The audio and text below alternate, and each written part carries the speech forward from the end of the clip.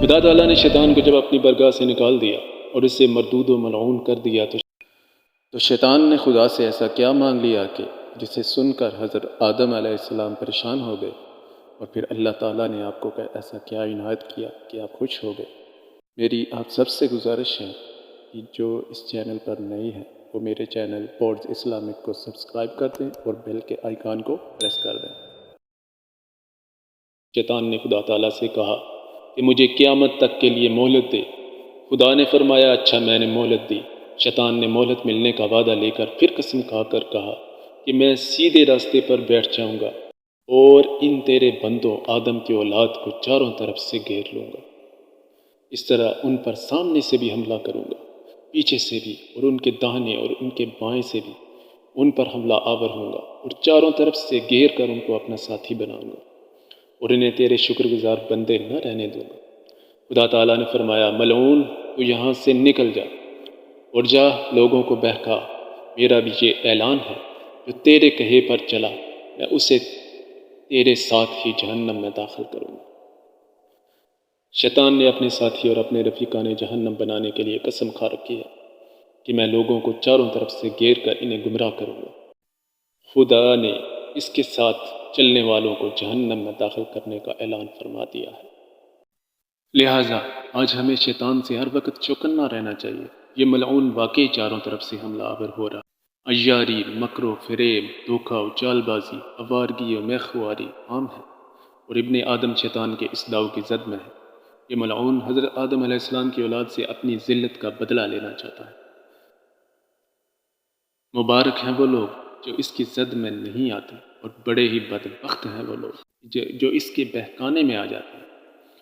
مسلمانوں کو اس کے داؤ سے بچنے کے لیے ہر وقت مستعد رہنا چاہیے تاکہ خدا تعالیٰ کے عذاب سے وہ بچ جائیں۔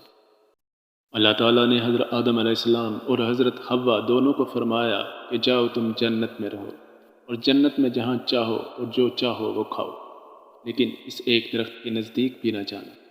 حضرت آدم و حوا جب جنت میں تشریف لے گئے تو شیطان نے ان کے دلوں میں یہ وسوسہ پیدا کر دیا کہ یہ درخت جس کے پاس بھی جانے سے ہمیں روکا گیا تاکہ ہم فرشتوں کی طرح کھانے پینے سے بے نیاز نہ ہو جائیں۔ شیطان نے پھر قسم کھا کر کہا ان سے کہا کہ میں تم دونوں کا خیر خواہ ہوں، آپ اس درخت سے کچھ کھا لیں، کچھ نہیں ہوتا۔ حضرت آدم علیہ السلام نے شیطان کے منہ سے اللہ کی قسم سن کر یقین کر لیا، یہ ہمارا خیر خواہ ہی ہے۔ آپ کو گمان بھی نہ تھا کہ کوئی اللہ کی قسم کھا کر بھی جھوٹ بول سکتا ہے، اس لیے آپ نے اس کی بات کا اعتبار کر لیا اور اس درخت سے کچھ کھا لیا۔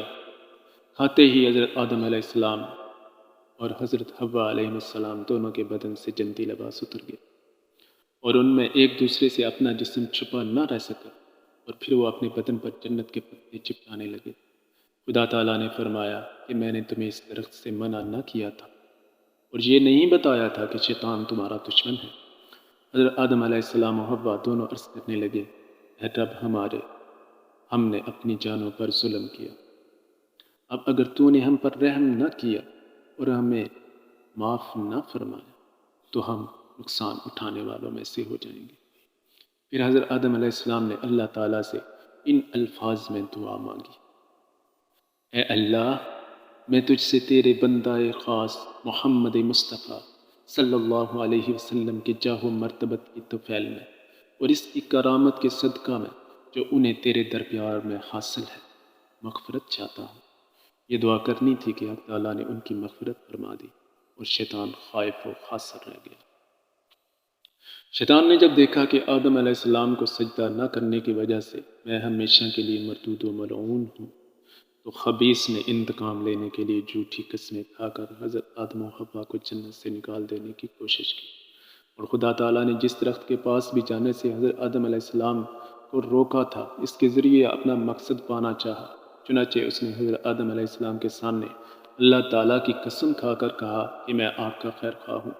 حضرت آدم علیہ السلام نے اللہ کا نام سن کر اعتبار کر لیا اور اس درخت سے کچھ کھا لیا۔ معلوم ہوا کہ شیطان کی یہ عادت کہ وہ لوگوں کو بہکانے کے لیے اللہ کی قسم ضرور کھاتا ہے، اور یہ معلوم ہوا کہ شیطان نے جہاں خیر خواہ ہونے کی قسم کھائی ہے وہاں اس نے خیر نہیں گزاری،